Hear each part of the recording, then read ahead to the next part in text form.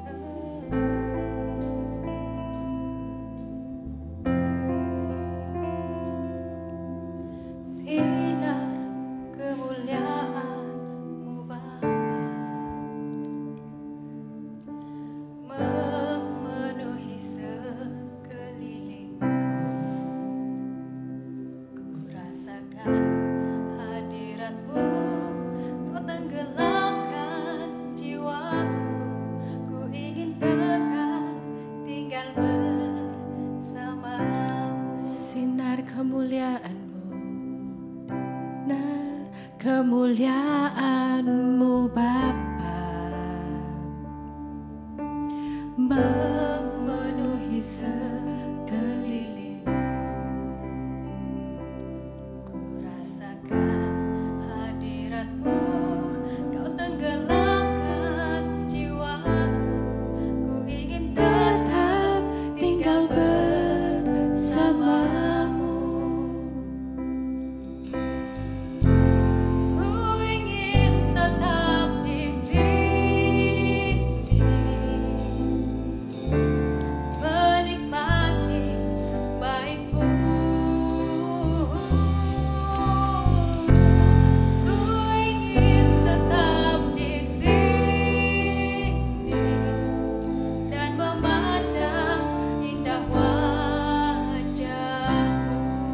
Sinar kemuliaan-Mu Tuhan,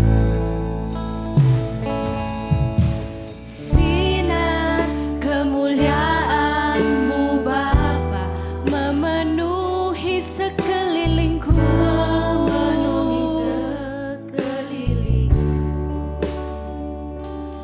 ku rasakan hadirat-Mu, Kau tenggelamkan jiwaku, ku ingin tetap tinggal bersama-Mu.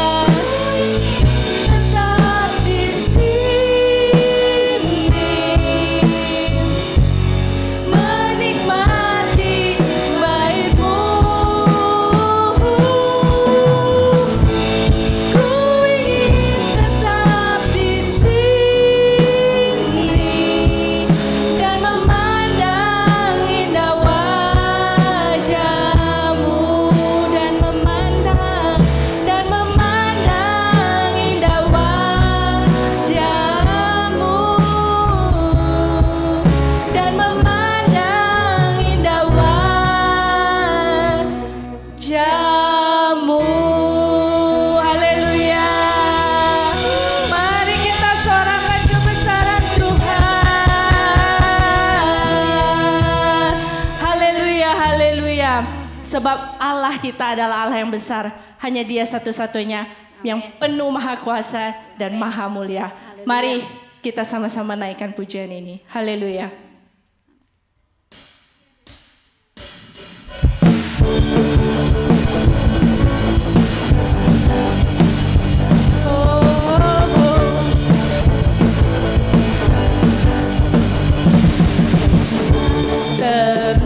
Terlukiskan kasih yang Kau berikan, Karya termegah,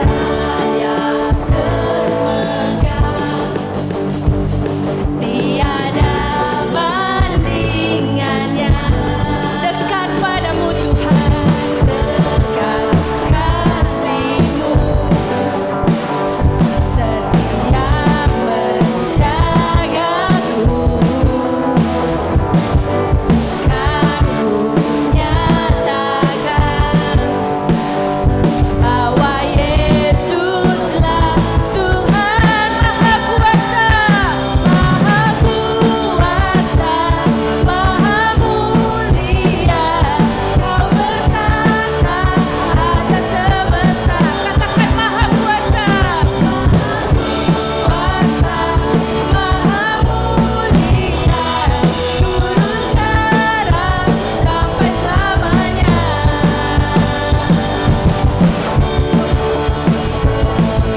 Mari kita mau sama-sama naikkan. Tak terlukiskan kasih yang Kau berikan, karya termegah, Tiada bandingannya. tiada bandingannya. Dekat kasih-Mu, setia menjagaku. Kan ku nyatakan Bahwa Yesuslah Tuhan. bahwa Yesuslah Tuhan, Maha Kuasa, Maha Mulia. Kau bertata atas semesta.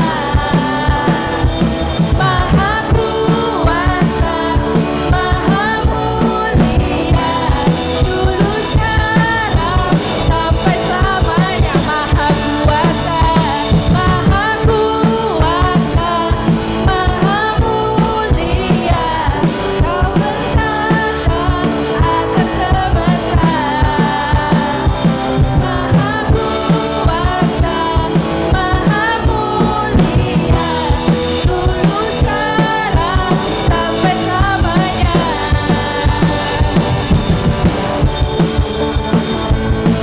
Katakan sampai selamanya. Sampai selamanya. Haleluya. Terpujilah nama Tuhan. Terpujilah nama Tuhan. Sebab hanya Dia yang baik. Sampai bumi berlalu, sampai semuanya lenyap, hanya Tuhan yang kekal untuk selama-lamanya.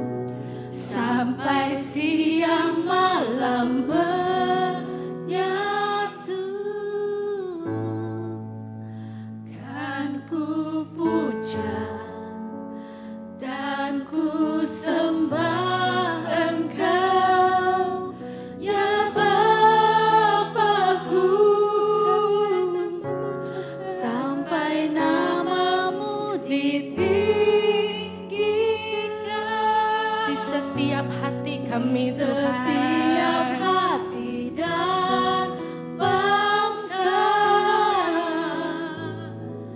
Kasih sayang-Mu dan setia-Mu kan menyertaiku. Kasih sayang Tuhan, Kasih sayang-Mu dan setia-Mu kan menyertaiku. kasih sayang-Mu Tuhan, Kasih sayang-Mu dan setia-Mu kan menyertaiku.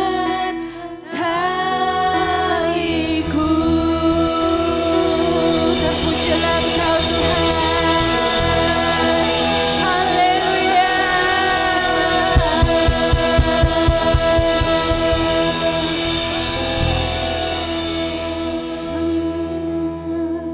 amin.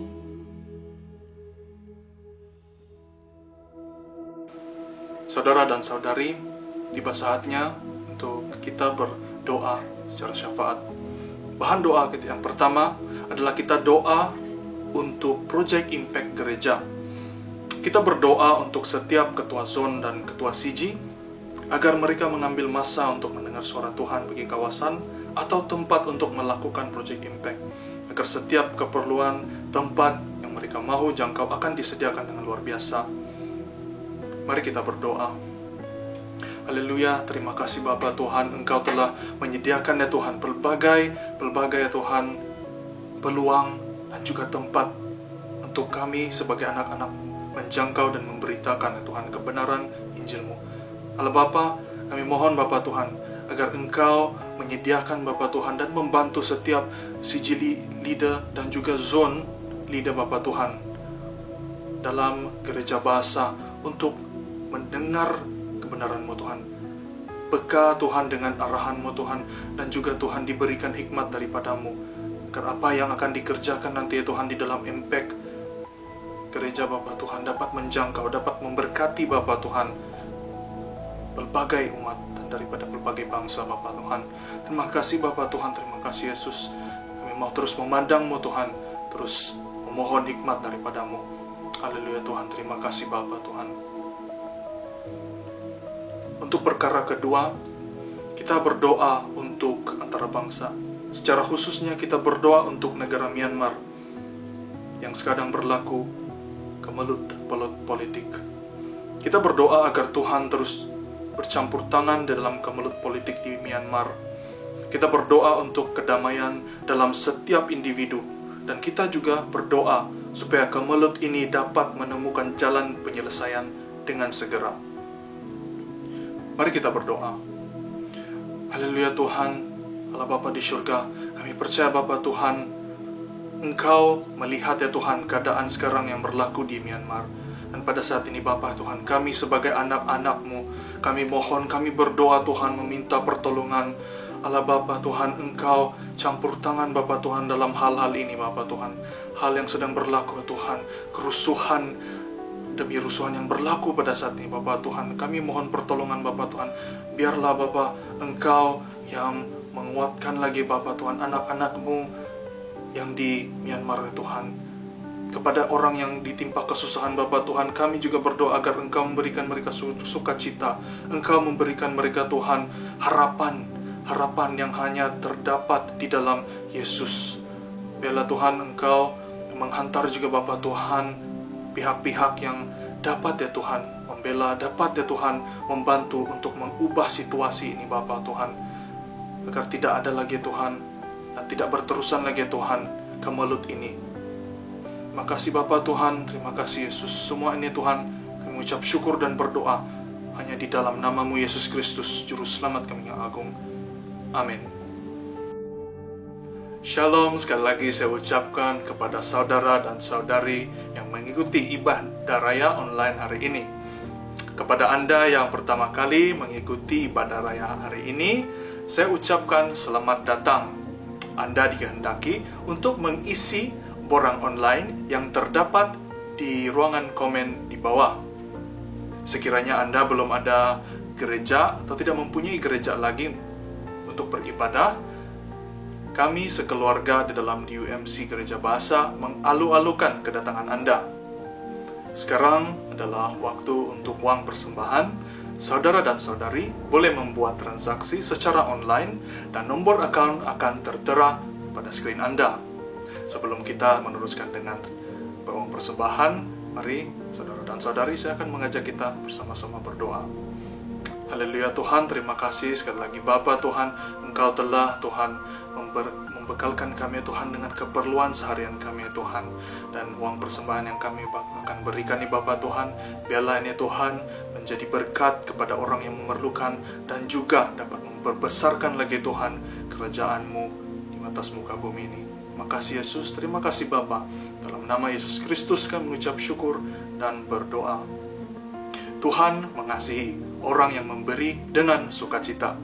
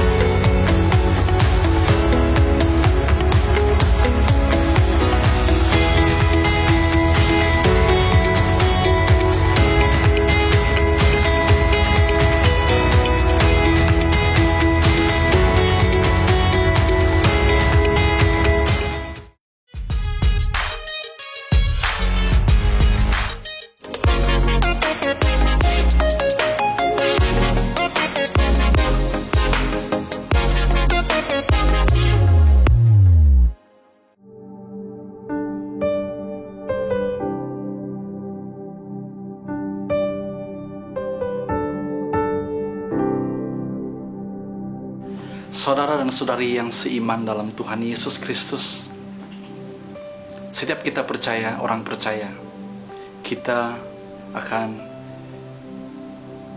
berhak, mempunyai hak untuk dijemput di dalam perjamuan kudus. Inilah hak keistimewaan kita sebagai orang percaya, untuk mengalami perjamuan kudus yang telah ditetapkan oleh Tuhan.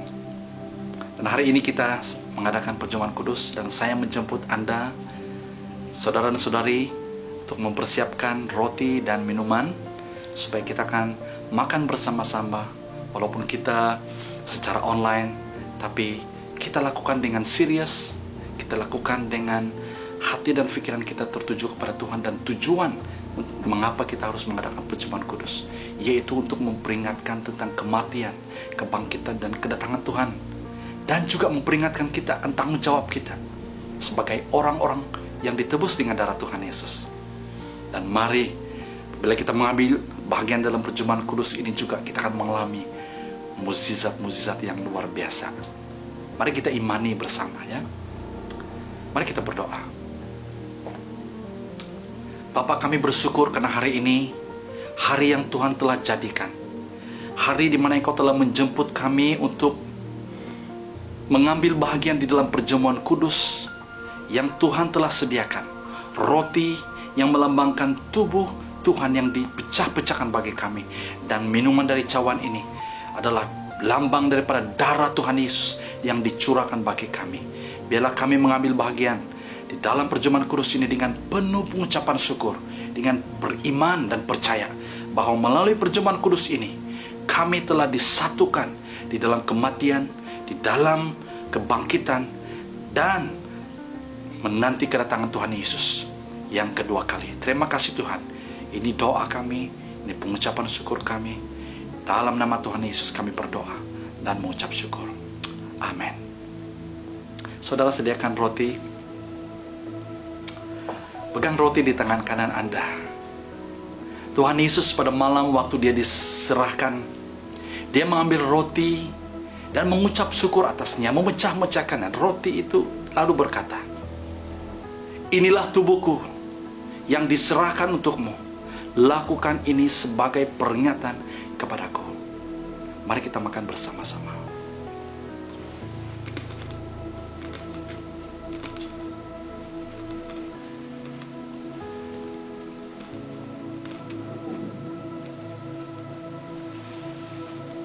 Demikian juga sesudah makan, dia mengambil cawan itu, lalu berkata, cawan ini perjanjian baru dengan darahku. Setiap kali kamu meminumnya, lakukan ini sebagai peringatan kepadaku. Mari kita minum bersama.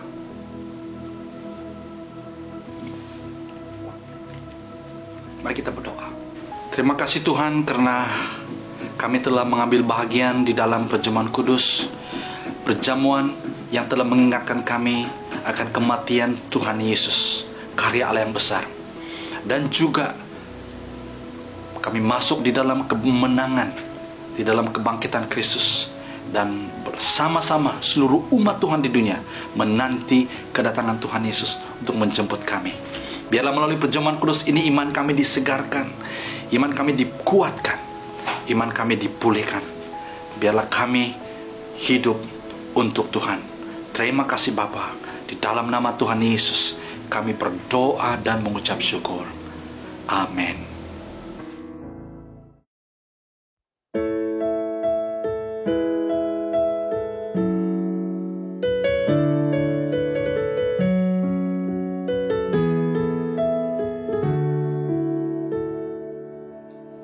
Hatiku meluap dengan kata-kata indah kepada kekasih jiwaku.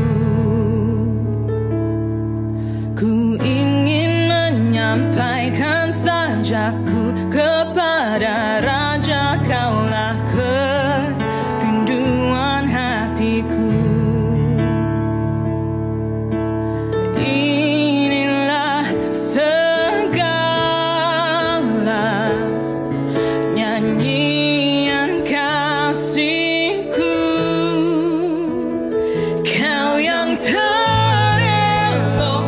Kau yang terindah di antara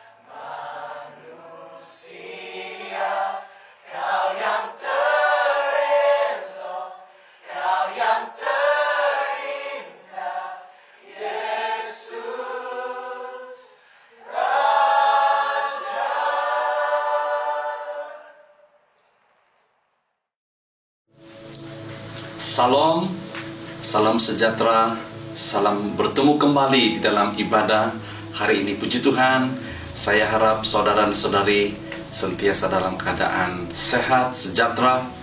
Saudara dan saudari, hari ini kita akan mendengar firman Tuhan. Dan saya harap supaya saudara ambil waktu ini, rileks dalam hadirat Tuhan. Sama-sama kita menikmati firman Tuhan. Hari ini saudara, saya ingin berbicara ataupun berkongsi tentang satu tema, yaitu keunggulan Kristus, yang saya ambil di dalam Ibrani pasal yang pertama, ayat yang pertama sampai ayat yang keempat. Sebelum itu saudara, saya ingin menceritakan satu kisah, satu cerita benar. Terjadi di satu university di Mesir, di dalam satu fakulti pertanian. Kisah ini mengisahkan seorang mahasiswa ataupun pelajar yang mencabar Tuhan. Dalam satu kelas, mahasiswa ini, pelajar ini berdiri sambil memegang jam tangannya, lalu berteriak, berkata dengan suara yang lantang. Dia kata, jika Allah benar-benar wujud, biar dia mencabut nyawa saya 1 jam dari sekarang. Kejadian ini disaksikan oleh ramai mahasiswa-mahasiswa yang lain dan juga beberapa pensyarah. Menit demi menit berlalu dengan cepat, sehinggalah tiba menit yang ke-60. Semua orang yang melihat keadaan itu, saudara, merasa gelisah, takut-takut ada sesuatu yang terjadi kepada pelajar ini.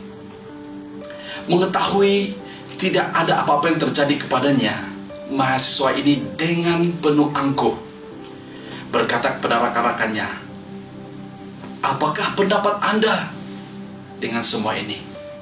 Saya sudah membuktikan bahwa Allah tidak wujud. Kalau Allah wujud, dia sudah mencabut nyawa saya tadi, katanya. Para mahasiswa yang lain pulang ke rumah masing-masing. Dan si mahasiswa ini tadi juga pulang ke rumahnya dengan penuh bangga karena dia telah melakukan sesuatu yang tidak pernah dilakukan oleh sesiapapun. Setibanya di rumah, makanan malam sudah dihidangkan dan ibu bapaknya sedang menunggu dia di hadapan hidangan.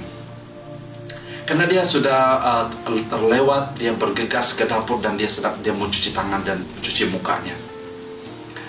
Dan tak kala sedang dia dalam kondisi mencuci tangannya, membasuh mukanya, tiba-tiba dia terjatuh dan tidak bergerak lagi. Dan untuk pendekkan cerita, dia disahkan meninggal dunia pada masa itu. Apa yang mengherankan saudara dan saudari, setelah hasil postmortem diketahui, sangat mengejutkan, sangat mengherankan bahwa puncak kematian anak muda ini adalah karena air masuk di dalam telinganya. Seorang dokter berkata, Allah hanya menghendaki dia mati seperti keldai. Karena saudara, berdasarkan kajian, keldai ataupun kuda boleh mati apabila air masuk ke dalam telinga. Saudara-saudari, cerita ini membawa saya di dalam beberapa pertanyaan kepada Anda hari ini. Seperti anak muda ini, pernahkah Anda bertanya, betulkah Tuhan itu wujud? Mungkin Anda juga pernah bertanya, betulkah Yesus itu benar-benar Tuhan? Pernahkah Anda di dalam hidupmu meragui keimanan Kristenmu? Anda mulai merasa bosan terhadap kekristenanmu. Mungkin Anda juga pernah merasakan bahwa ibadahmu, pemberianmu, pelayananmu, apa yang kau telah lakukan selama ini sia-sia. Ataupun pernahkah Anda tertarik dengan ajaran-ajaran dari agama lain? Ataupun pernahkah Anda ingin meninggalkan Yesus dan mulai mengikut Tuhan lain ataupun ilah-ilah lain? Ataupun saudara, Anda pernah merasa Yesus tidak cukup bagimu, maka Anda perlu mencari yang lain. Saudara dan saudara yang saya kasih, di dalam firman Tuhan hari ini, dalam khotbah hari ini, jika ini merupakan persoalan-persoalan dalam hidupmu, Mungkin Anda mengenal orang lain yang memiliki persoalan-persoalan seperti ini. Dengar baik-baik. Kita akan belajar firman Tuhan hari ini yang saya ambil dalam Ibrani 1 mulai dari ayat yang pertama sampai ayat yang keempat. Begini firman Tuhan. Allah telah berfirman pada pelbagai zaman dan dengan aneka cara kepada nenek moyang kita melalui nabi-nabi. Tetapi pada akhir zaman ini Allah telah berfirman kepada kita melalui anaknya yang telah dijadikannya pewaris kepada segala-galanya. Melalui anaknya itu Allah telah mencipta alam semesta. Anak itu adalah sinar kegemilangan kemuliaan Allah dan gambaran sempurna kewujudannya. Dia memelihara segala-galanya dengan kekuasaan firman-Nya. Setelah menghapuskan dosa kita melalui dirinya sendiri, Dia duduk di sebelah kanan yang maha mulia yang bertakhta di surga. Dirinya jauh lebih baik daripada para malaikat, karena melalui warisan Dia telah mendapat nama yang lebih cemerlang daripada mereka. Saudara, sebelum kita lanjutkan, mari kita siapkan hati kita mendengar firman Tuhan. Mari kita datang kepada Tuhan dalam doa kita. Bapa, kami bersyukur karena hari ini hari yang baru Engkau telah berikan kepada kami. Kami mau mendengar dan kami mau belajar firman-Mu. Berbicaralah kami kepada kami dan kami siap mendengar firman Tuhan. Jadikan hati kami seperti tanah yang subur, yang menerima benih-benih kebenaran firman Tuhan. Haleluya. Terima kasih Tuhan, kami siap mendengar firman-Mu dalam nama Yesus. Amin. Haleluya. Saudara, sedikit saya ingin membawa kita melihat latar belakang ataupun konteks surat Ibrani ataupun kitab Ibrani ini. Surat Ibrani ditulis, saudara, untuk mendorong dan menguatkan orang Kristen di Roma yang sedang menghadapi penganiayaan karena mereka mula. Dan ada di antara mereka yang juga mula karena penganiayaan yang berat. Ada di antara mereka yang mulai mempersoalkan ketuhanan Yesus. Ada yang meragui iman mereka. Bahkan ramai di antara mereka yang ingin kembali kepada agama asal mereka, agama Yahudi. Mereka merasakan seolah-olah Kristus itu tidak cukup untuk mereka. Mereka masih mencari kuasa ataupun Tuhan yang lain. Dan di sini kita melihat para penulis surat Ibrani, karena buku Ibrani ditulis oleh beberapa penulis, ya, bukan single author, membuat perbandingan yang begitu jelas mengenai kedudukan Yesus Kristus sebagai Tuhan yang terunggul jika dibandingkan dengan malaikat, bahkan dengan tokoh-tokoh iman seperti Musa, Yosua, Harun dan lain-lainnya. Dapat kita simpulkan bahwa buku Ibrani ini membuat satu tema ialah Kristologi, yaitu tentang keunggulan Kristus. Nah, saudara dan saudari yang saya kasih dalam nama Tuhan Yesus, pada hari ini saudara, idea besar yang ingin saya sampaikan melalui kitab Ibrani ini, melalui perkongsian firman Tuhan hari ini, karena kitab Ibrani bertujuan untuk menyatakan bahwa melalui keunggulan Yesus, ya, kita sebagai manusia boleh dijadikan unggul. Boleh dijadikan unggul untuk kembali kepada keserupaan dan segambar dengan Allah pencipta kita. Dalam Mazmur 8 ayat yang kelima berkata, Engkau telah menjadikannya rendah sedikit daripada yang ilahi dan memahkotakannya dengan kemuliaan dan kehormatan. Ingat saudara, Allah menciptakan saya dan saudara dengan serupa dan segambar dengan pencipta kita. Bahkan Mazmur berkata, Dia telah memahkotakan kita dengan kemuliaan dan kehormatan. Nah, apa yang terjadi? Manusia tidak lagi menjadi unggul karena kehormatan dan kemuliaan manusia telah hilang. Itu dicatat dalam Roma 3:23. Karena semua manusia telah berdosa dan tidak dapat mencapai kemuliaan Allah. Maka apa yang terjadi? Allah sendiri menjadi Kristus ataupun menjadi Mesias, penyelamat manusia, bukan saja untuk menebus manusia dari hukuman dosa, malah untuk menjadikan manusia unggul kembali, menjadi ciptaan baru, ya, mengembalikan kehormatan, mengembalikan kemuliaan yang telah hilang itu. 2 Korintus 5 ayat 17 berkata, Siapa yang ada dalam Kristus adalah ciptaan yang baru. Haleluya saudara. Nah di sini kita akan melihat dan belajar bagaimanakah manusia boleh menjadi unggul semula. Karena di dalam kitab Ibrani sudah membuktikan bahwa keunggulan Kristus, dia melebihi dari segala makhluk ciptaan yang lain. Karena dia bukan saja manusia 100%, karena dia juga adalah Tuhan 100%. Nah saudara, ini adalah suatu hal yang sangat luar biasa. Karena keunggulan Kristus, maka saya dan saudara boleh menjadi unggul di dalam kehidupan kita. Ini yang Paulus katakan ciptaan baru. Nah saudara, pertanyaannya bagaimanakah proses ini berlaku? Nah kita akan belajar bersama-sama ya, untuk mengembalikan kemuliaan dan kehormatan dan menjadikan manusia unggul semula. Yesus Kristus harus mengorbankan dirinya di kayu salib. Korban adalah satu-satunya cara untuk menjadikan manusia unggul semula, untuk mengembalikan kehormatan dan kemuliaan manusia. Jawabannya, jalannya adalah korban. Kita melihat di dalam Roma 3 ayat yang ke-25. Allah menjadikan Yesus korban perdamaian supaya dengan kematiannya dosa orang yang beriman kepadanya diampunkan. Allah berbuat demikian untuk memperlihatkan keadilannya, karena pada masa silam Allah bersabar terhadap dosa manusia dan tidak menghukum mereka. Yang kedua kita lihat dalam 1 Yohanes 4 ayat yang ke-10.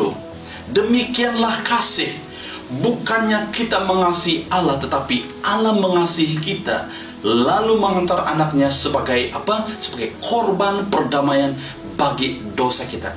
Dan dapatlah kita simpulkan di sini saudara, bahwa tidak ada cara lain untuk Allah memulihkan kehormatan dan kemuliaan manusia yang sudah hilang karena dosa, yaitu hanya dengan menjadikan dirinya sebagai korban perdamaian untuk mendamaikan manusia dengan Allah. Kita lihat saudara bahwa Kristus adalah korban yang tertinggi, korban yang terbaik berbanding semua jenis korban yang manusia boleh lakukan, yaitu dalam sistem kepercayaan orang Yahudi. Nah saudara dan saudari yang saya kasih dalam nama Tuhan Yesus Kristus, korban kita melihat tadi adalah bahagiannya Tuhan.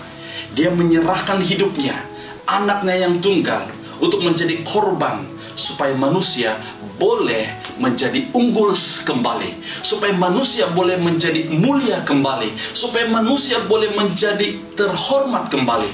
Nah kita pula melihat bagian manusia pula. Bagian manusia pula saudara adalah korban juga. Karena melalui korban Kristus, manusia didamaikan dengan Allah dan mengembalikan status manusia yang unggul itu. Nah Alkitab saudara menggunakan beberapa konsep untuk menjelaskan status ciptaan baru ini ya. Contohnya menjadi anak, menjadi ahli waris, sahabat, bukan hamba, pengantin dan sebagainya. Nah sebagai respon daripada bahagian kita sebagai manusia, karena Allah telah melakukan bahagian dia, yaitu korban, yaitu dirinya sendiri menjadi korban perdamaian.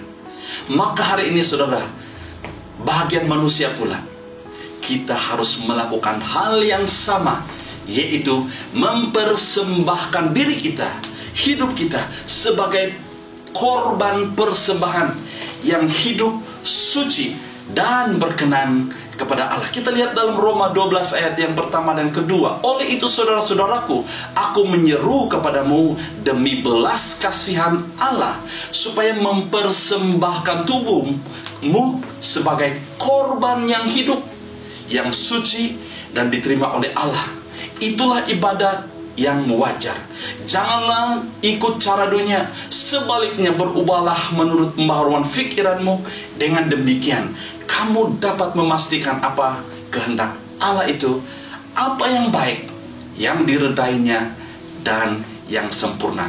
Secara singkat saudara, ciri-ciri pribadi yang unggul dalam Kristus, ataupun bukti dari mempersembahkan hidup kita sebagai korban Melalui ayat ini saudara, saya menggariskan beberapa perkara yang membantu kita untuk mengerti, untuk melihat diri kita, untuk kita cek diri kita, ya, sama ada kita sudah menjadi ciptaan baru, ya, sudahkah kemuliaan Allah, kehormatan Tuhan sudah dikembalikan dalam hidup kita ataupun tidak. Pertama saudara, dalam ayat ini mengatakan bahwa ciri yang pertama adalah tidak mengikut cara dunia. Apabila Anda menjadi ciptaan yang baru, ya, ataupun pribadi yang unggul di dalam Kristus, kita tidak mudah mengikut cara dunia ini saudara. Dunia ini mempunyai banyak idea, ya. Bahkan ide-ide dunia ini yang diberikan oleh dunia ini saudara adalah ide-ide yang baik. Tapi ingat, tidak semestinya ide yang baik itu adalah kebenaran. Yang kedua saudara, dia berkata bahwa berubah menurut pembaharuan pikiran. Nah, pembaharuan itu sentiasa terjadi dalam pikiran kita. Itu sebabnya saudara, firman Tuhan, membaca firman Tuhan, mendengar firman Tuhan itu sangat-sangat powerful, sangat-sangat berkuasa dalam hidup kita. Karena dia akan bukan saja memberi informasi ke dalam pikiran kita, tapi dia memperbaharui, menukar cara pola pemikiran kita, ya, mengikut kebenaran firman Tuhan. Yang ketiga adalah kita tahu kehendak Allah. Ini luar biasa saudara. Apabila kita diubah, kita menjadi ciptaan baru, kita mengalami kemuliaan Tuhan dan kehormatan Tuhan, karena itu yang ingin dilakukannya, untuk menjadikan kita unggul, ya. Salah satu ciri untuk menjadi kita unggul adalah kita tahu kehendak rencangan Tuhan dalam kehidupan kita. We know the purposes of God in our personal life. Adalah sangat malangnya saudara, kita tidak tahu mengapa kita eksis, mengapa kita wujud di dunia ini. Adalah orang yang paling malang. Tapi siapapun Anda hari ini, dimanapun Anda, dalam kondisi apapun Anda hari ini saudara, tapi kalau Anda tahu kehendak dan tujuan rancangan Tuhan dalam hidupmu, itu adalah perkara yang luar biasa saudara, ya. Yang ketiga, yang seterusnya dia katakan tahu apa yang baik. Ciri orang yang unggul, ciri-ciri orang yang ciptaan baru adalah tahu apa yang baik. Dia dapat membezakan apa yang baik, ya, karena yang baik yang daripada Tuhan, karena Tuhan saja dapat yang memberi yang terbaik kepada kita saudara. Dunia mungkin boleh memberikan ide yang baik, cara yang baik kepada kita, tetapi saudara ingat, tidak semestinya yang baik itu adalah daripada Tuhan. Tapi apabila kita di dalam Kristus, kita tahu itu adalah baik, itu adalah baik untuk saya, itu adalah baik untuk keluarga saya, ya. Dan yang seterusnya, mendapat keredaan Allah ataupun berkenan kepada Allah. Wow, ini luar biasa saudara. You will gain favor from God. Wow, mendapat perkenanan Allah, ini luar biasa saudara, ya. Pribadi yang unggul adalah orang-orang yang mendapat perkenanan Allah, mendapat favor Allah. Dimanapun dia pergi, ada favor dari Allah. Dan karena favor dari Allah itu akan menjadi favor, kita akan mendapat favor daripada orang lain, orang di sekitar kita, ya. Dan yang terakhir di sini melalui ayat ini saudara, kita akan menjadi sempurna, kita akan menjadi unggul di dalam Kristus Tuhan. Haleluya, haleluya. Ini luar biasa saudara. Persoalan saya yang seterusnya kepada kita hari ini, untuk kita fikirkan bersama, bagaimana untuk kekal menjadi unggul di dalam dunia yang sering, yang dengan pencobaan yang silih berganti dalam hidup kita. Bagaimana kita mengekalkan keunggulan kita? Bagaimana kita dapat mengekalkan kehormatan kita? Bagaimana kita dapat mengekalkan kemuliaan kita di dalam Tuhan, ya? Nah, kita balik kepada ayat firman Tuhan tadi, bahwa kita menjadi unggul bukan karena perbuatan kita. Kita tidak boleh menjadi ciptaan baru, kita tidak boleh menjadi hormat dan penuh dengan kemuliaan dengan kekuatan kita, kemampuan kita, apa yang kita boleh buat. Tapi firman Tuhan dalam Roma 12 ayat yang pertama tadi, oleh karena belas kasihan Allah ataupun oleh karena kasih karunia Allah ataupun by the mercies of God, ya, yaitu melalui pengorbanannya yang satu kali saja, ya. Allah mengorbankan dirinya, dia mati di kayu salib hanya untuk satu kali saja. Maka saudara, bagian kita pula, korban kita harus berterusan setiap hari. Karena kita perlu diperbaharui setiap hari. Itu sebabnya Roh Kudus ada bersama dengan kita hari ini, saudara. Itu sebabnya kita ada firman Tuhan hari ini, supaya firman Tuhan ini menyucikan kita. Roh Kudus akan menyucikan kita, ya. Nah, kalau kita lihat dalam perkataan yang digunakan oleh Paulus, persembahkanlah dirimu, hidupmu sebagai persembahan yang hidup. Perkataan persembahan di situ dalam bahasa Yunaninya peresteme, berarti saudara to present ataupun to beside stand. Ini adalah penyerahan yang bersifat sukarela dan berterusan. Ya, ini berterusan. Ya, mempersembahkan. Nah, bukan saudara kita sudah terima Tuhan 10 tahun yang lalu, 20 tahun yang lalu, 3 tahun yang lalu kita sudah memberikan hidup kita kepada Tuhan, dan kita sudah bertobat, kita minta ampun daripada Tuhan, dan sudah selesai. Ya, tidak. Penyerahan kita harus setiap hari, amin. Pertobatan kita harus terjadi setiap hari. Minta ampun dengan Tuhan harus setiap hari, saudara. Ya, inilah yang dipanggilkan, inilah proses yang dipanggil transformasi, perubahan, berubah dari satu keadaan kepada keadaan yang baru. Dan proses ini, saudara, perlu mengambil masa, dan kadang-kadang ia menyakitkan. Ya, saya mengambil beberapa contoh yang biasa yang selalu kita dengar. Contohnya burung elang, saudara.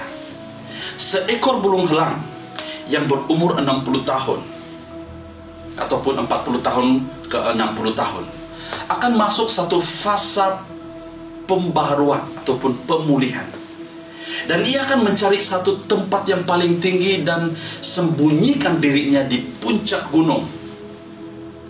Selama 1 tahun, lebih kurang 1 tahun dia berdiam di situ.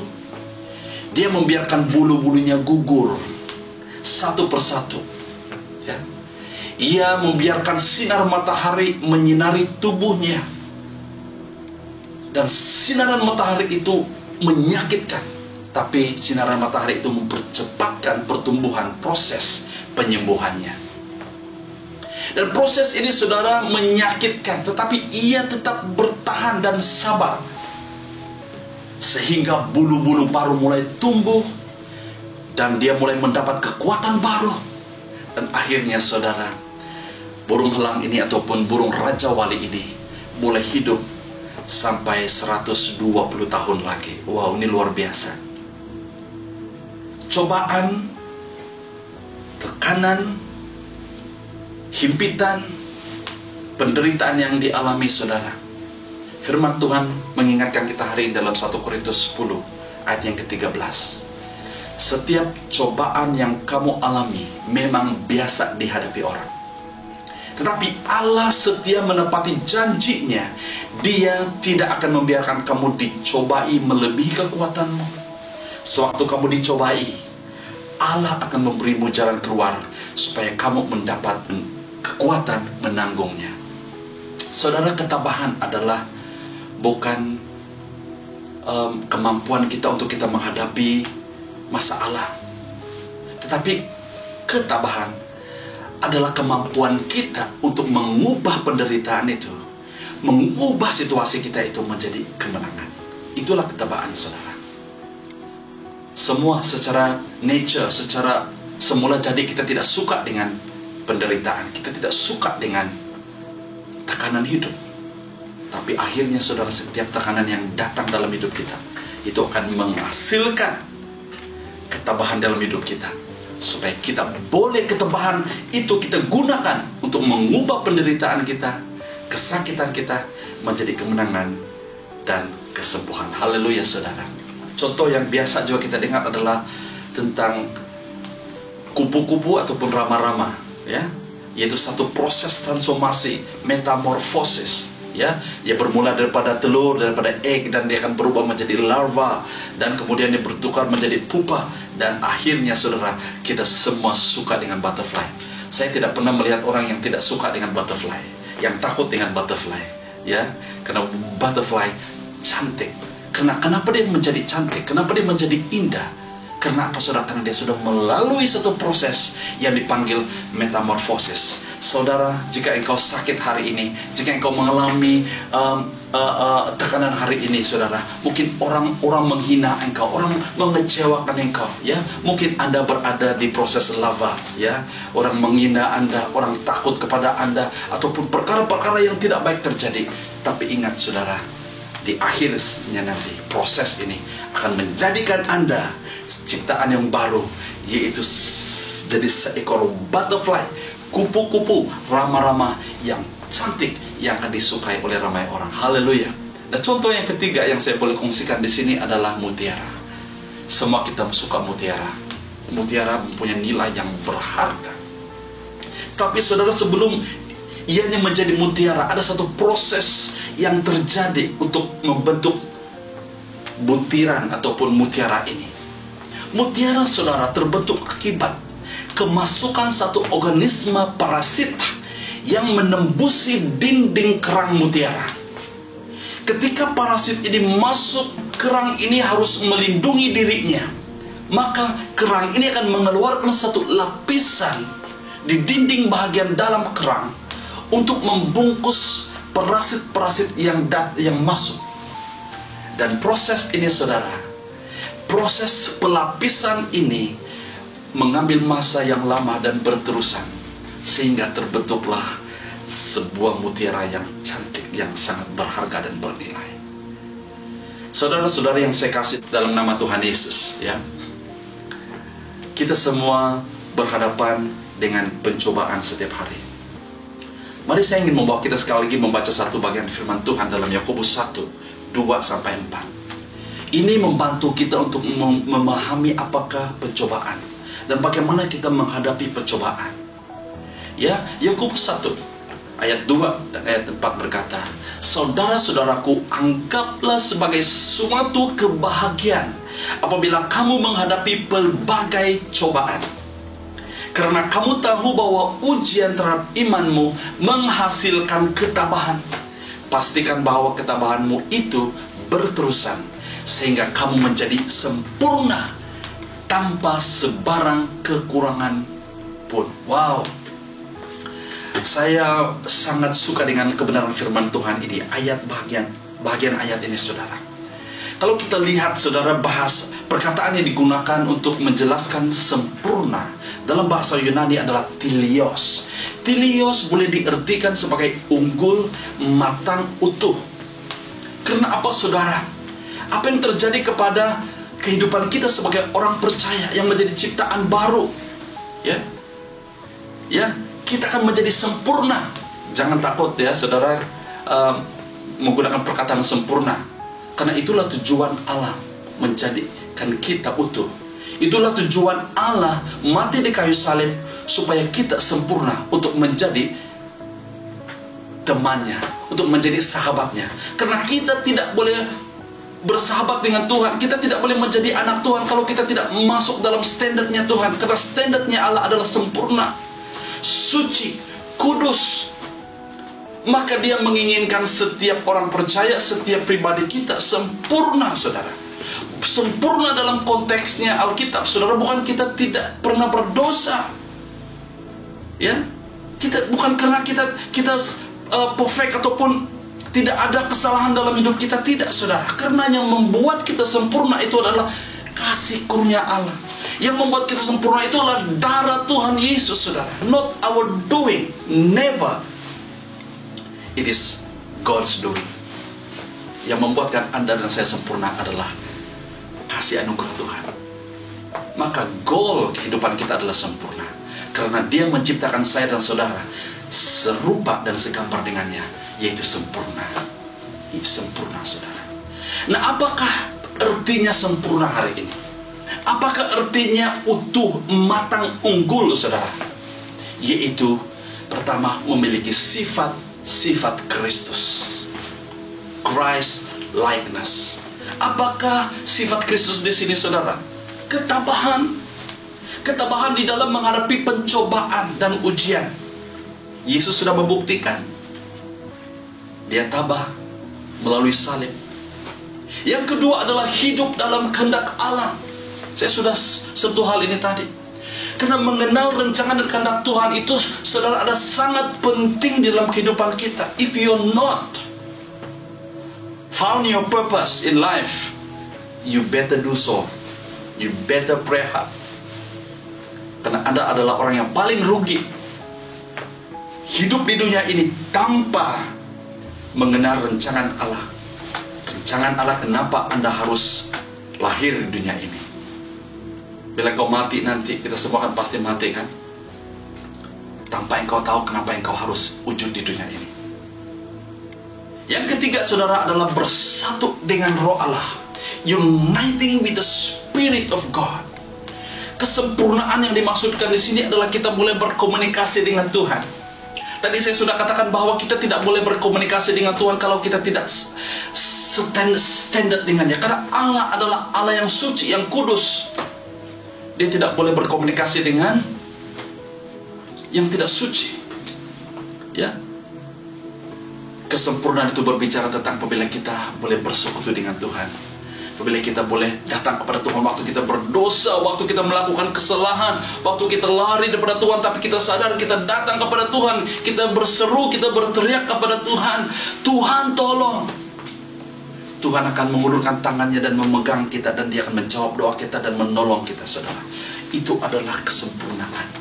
Itu adalah teleos. Karena kita bersatu di dalam roh kita. Karena firman Tuhan berkata, kepada semua yang percaya akan diberikannya roh apa? Roh anak. Supaya kita dapat memanggil Dia Bapa, Abba, Father. Dan yang terakhir, saudara, dalam ayat ini ada menyebut sempurna tanpa sebarang kekurangan pun. Mula-mula sewaktu saya merenungkan bahagian ini, saudara, saya mengambil banyak masa untuk memahami arti ini. Bagaimana saya tidak kekurangan apapun, kata firman Tuhan. Dia mendefinisikan kesempurnaan itu tanpa sebarang kekurangan pun. Wow. Haleluya, saudara. Mengapa kita yang menjadi ciptaan baru dalam Kristus, mengapa kita yang utuh ataupun yang unggul, mengapa kita boleh hidup sempurna, saudara, yang dikatakan tanpa sebarang kekurangan? Karena apa, saudara? Karena Kristus adalah kekayaan kita. Amin. Christ is enough for me. Christ is enough for me. Dalam Yohanes 10 ayat 10 berkata, iblis datang untuk mencuri, membunuh, dan membinasakan. Tapi Kristus datang, Yesus datang untuk memberi hidup yang berkelimpahan. Jika engkau memiliki Yesus hari ini, saudara, engkau sudah hidup dalam kelimpahan, saudara. Bukan, karena kelimpahan di dalam Kristus bukan didefinisikan oleh uang ringgit, tapi kelimpahan di dalam Kristus adalah memiliki Yesus sebagai Tuhan dan Juru Selamat. Karena Dia adalah kekayaan. Dia yang memegang kekayaan dunia ini, saudara. Sebagai kesimpulan, saya mau kita membaca dalam Ibrani 12 ayat yang pertama sampai ayat yang kedua. Oleh itu kita juga yang dikelilingi dengan sebegitu ramainya saksi, hendaklah menjauhi beban dan dosa yang amat mudah menjerat kita, dan berlari dengan gigih dalam perlombaan yang ditentukan bagi kita. Marilah kita mengarahkan mata kita kepada Yesus, pelopor dan penyempurna iman kita, untuk kebahagiaan yang ditentukan bagi kita. Dia telah menanggung siksa salib tanpa menghiraukan pengaiban itu, dan sekarang Dia duduk di sebelah kanan takhta Allah. Haleluya, puji Tuhan. Sebagai kesimpulan, saudara, sangat pentingnya kita mengarahkan mata kita kepada Yesus, untuk kita kekal di dalam keunggulan kita sebagai ciptaannya yang baru, untuk kita tetap unggul di dalam kehormatan dan kemuliaannya Tuhan, saudara. Tidak ada cara lain.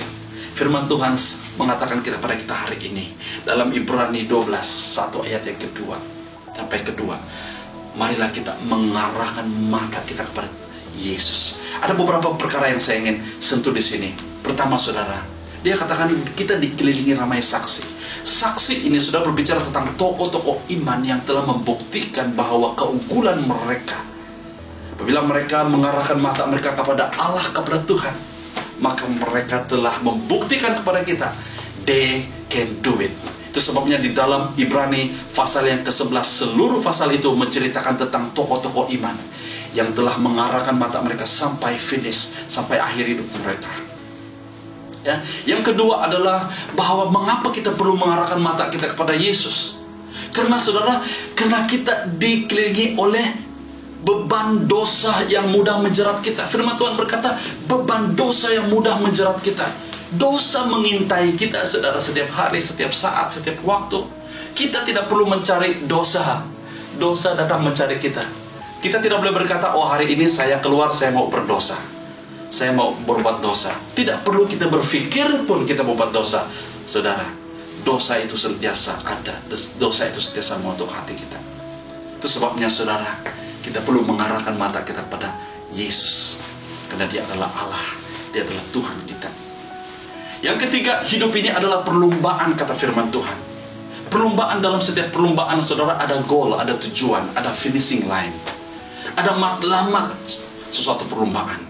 Apakah matlamat kita apabila kita masuk dalam perlombaan? Satu saja matlamat kita, itu kita mau menang. Kita mau sampai garis akhir, saudara. Ada satu kata-kata yang di sini yang sangat bagus. Dia katakan, when you run alone, it is called race. When you run with God, it is called grace. Saudara, apabila kita hanya berjalan sendiri, ya, kita dalam perlombaan. Tapi dalam perlombaan ini, saudara, bila kita berlomba bersama dengan Tuhan, Tuhan bersama kita dalam perlombaan kita, itulah yang dipanggil grace. Karena Tuhan hadir bersama dengan kita. Amin. Yang terakhir, bahwa kenapa kita harus mengarahkan mata kita kepada Yesus? Karena Yesus adalah pelopor. Dia adalah author, dan Dia adalah penyempurna iman kita. He is the perfecter of our faith. Dia adalah Alfa dan Omega. Dia adalah yang terawal dan yang terakhir. Karena Yesus saja yang dapat ataupun boleh menjadikan kita unggul, yang menjadikan kita sempurna. Karena Dia adalah yang terunggul dari atas semua ciptaan. Karena Dia adalah Allah yang sempurna, maka Dia dapat menyempurnakan kita. Karena Dia adalah Allah yang sempurna. Haleluya, saudara dan saudari. Sebagai respon dan aplikasi, saudara, jangan lagi meragui Yesus. Dan jangan lagi meragui imanmu, iman kekristenanmu. Engkau tidak pernah tersilap memilih Yesus sebagai Tuhan. Jangan lagi menganggap ibadahmu, pemberianmu, jeripayamu, pelayananmu sia-sia, saudara. Karena semua itu tercatat di surga. Jangan lagi engkau pernah bosan dengan hidupmu, saudara. Ya, kenapa engkau bosan, selalu bosan dengan hidupmu? Karena engkau belum mengenal lagi rencana dan kehendak Tuhan dalam hidupmu. Hidupmu dalam Yesus adalah sempurna. Engkau unggul, engkau dimahkotai dengan kehormatan dan kemuliaan. Untuk apa? Untuk melakukan pekerjaan yang mulia di hadapan Tuhan. Jangan lagi engkau mencari ajaran-ajaran lain selain daripada ajaran firman Tuhan, saudara. Jangan lagi sekali-kali engkau melayan perasaan ingin meninggalkan Yesus dan mulai mencari ilah-ilah ataupun Tuhan-Tuhan lain. Kenapa, saudara? Kenapa? Saya mau tekankan ini, karena Yesus sudah cukup untukmu. Christ is enough for you. Mari kita duduk kepala, kita berdoa. Bapa, kami diingatkan sekali lagi pada hari ini bahwa Christ is enough for me. Bahwa Yesus cukup bagiku. Hari ini kami diingatkan tentang keunggulan Kristus. Engkau adalah unggul, Engkau yang tertinggi, Engkau yang terbesar, Engkau yang termulia. Engkau adalah Allah. Dan Engkau telah menciptakan manusia menurut gambar dan rupa Allah. Engkau telah memahkotai manusia dengan kehormatan dan kemuliaan. Tapi apabila manusia jatuh dalam dosa, semua itu hancur. Kami bersyukur karena anugerah Tuhan, kemurahan Tuhan, kasih karunia Tuhan. Engkau telah mengorbankan anakmu yang tunggal, supaya setiap orang yang percaya kepadanya tidak akan binasa, tapi dikembalikan menjadi unggul semula. Dikembalikan kehormatan dan kemuliaan, sehingga kami dapat mengalami dan bersekutu dengan Engkau. Terima kasih Tuhan untuk firman-Mu hari ini. Biarlah firman Tuhan hari ini mengingatkan kami bahwa Engkau adalah Allah. Engkau sudah cukup bagi kami. Kami tidak perlu cari jawaban dari tempat lain. Yesus, Engkau sudah cukup bagi kami. Saudara dan saudari yang saya kasih, biarlah saudara hari ini kita kembali kepada kebenaran firman Tuhan, bahwa tidak ada yang lain yang kita perlu cari. Setelah engkau menemukan Yesus, Yesus sudah cukup bagimu. Tetapi saya juga mau bertanya kepada Anda yang belum lagi menemukan Yesus dalam hidupmu. Mungkin selama ini kau pernah dengar nama Tuhan Yesus. Mungkin engkau pernah membaca tentang Yesus. Bahkan engkau juga pernah membaca firman Tuhan Alkitab. Tapi sampai hari ini kau belum ada persekutuan pribadi dengan Tuhan Yesus. Jika itulah keadaanmu hari ini, saudara, dimanapun engkau berada dan engkau berkata, yes Lord, saya mau terima, saya mau mengalami, saya mau bersekutu, saya mau mengalami keintiman dengan Tuhan. Saya mau, I want to feel the touch of God. I want to experience the love of God.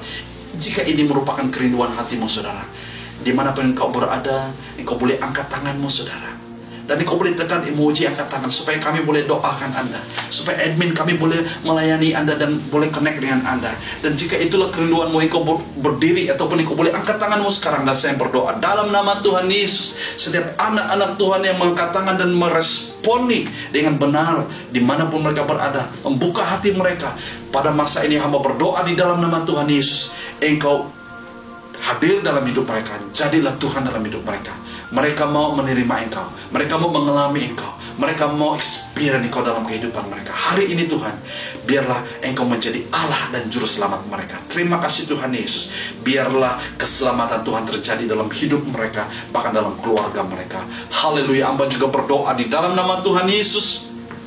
Saudara, jika engkau sakit, engkau mengalami kepenatan, engkau mengalami kelesuan, engkau mengalami keadaan yang berat hari ini, engkau mengalami kesakitan fisikal tubuhmu, jiwa dan rohmu hari ini, hamba mau berdoa dimanapun engkau berada, engkau boleh angkat kedua belah tanganmu, engkau tanya tanda penyerahanmu kepada Tuhan, dan sama-sama kita beriman kepada Tuhan bahwa hari ini Tuhan akan melakukan mukjizat yang luar biasa. Dengan imanmu, sesuai dengan imanmu kepada Tuhan, engkau akan mengalami perkara yang luar biasa. Dimanapun engkau berada, angkat dua belah tanganmu, saya berdoa dalam nama Tuhan Yesus.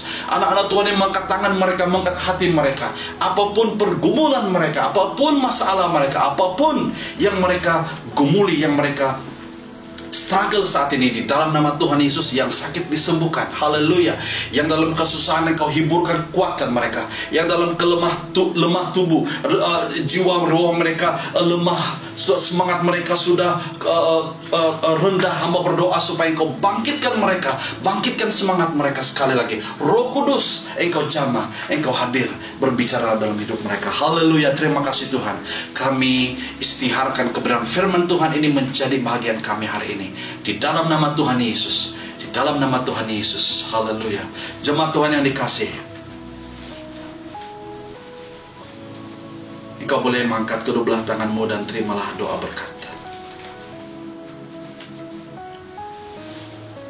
Tuhan memberkati engkau dan melindungi engkau. Tuhan menyinari engkau dengan wajahnya dan memberikan engkau kasih karunia. Tuhan menghadapkan wajahnya kepadamu dan memberikan engkau damai sejahtera. Di dalam nama Tuhan Yesus, kami berdoa dan mengucap syukur. Semua anak Tuhan yang diberkati Tuhan, mari kita sama-sama katakan amin, amin, amin. Haleluya. Tuhan Yesus memberkati ibadah kita sampai di sini. Sampai kita berjumpa lagi di minggu yang akan datang di platform yang sama. Stay safe, stay blessed, and God bless you.